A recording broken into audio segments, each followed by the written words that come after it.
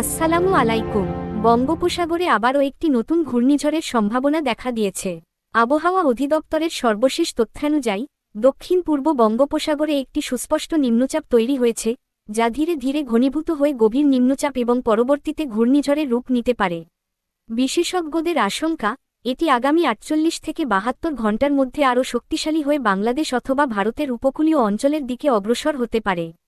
এই ঘূর্ণিঝড়ের গতিপথ ও গতি এখনও পুরোপুরি নির্ধারিত না হলেও সতর্কতামূলক ব্যবস্থা নেওয়া শুরু হয়েছে। ঘূর্ণিঝড় সৃষ্টি হলে কী ধরনের ক্ষয়ক্ষতি হতে পারে?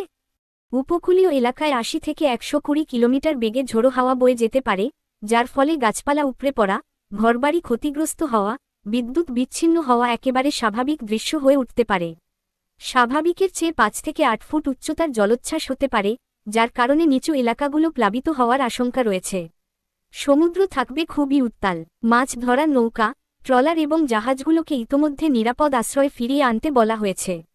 কৃষির উপর ব্যাপক প্রভাব পড়তে পারে। ধান, সবজি, ফলসহ অন্যান্য ফসল ক্ষতির মুখে পড়তে পারে। ঘূর্ণিঝড়ের পরবর্তী সময়ে পানিবাহিত রোগ, খাদ্য সংকট, যোগাযোগ বিচ্ছিন্নতা এবং বিশুদ্ধ পানির অভাবও দেখা দিতে পারে। এখনই সময় সতর্ক হবার। যারা উপকূলীয় অঞ্চলে বসবাস করেন, তাদেরকে প্রশাসনের দিকনির্দেশনা মেনে চলার অনুরোধ জানানো হচ্ছে। আমরা সবাই মিলে সচেতন থাকলে বড় ধরনের ক্ষয়ক্ষতি কিছুটা হলেও এড়ানো সম্ভব। আপনারা আমাদের চ্যানেলের সঙ্গেই থাকুন।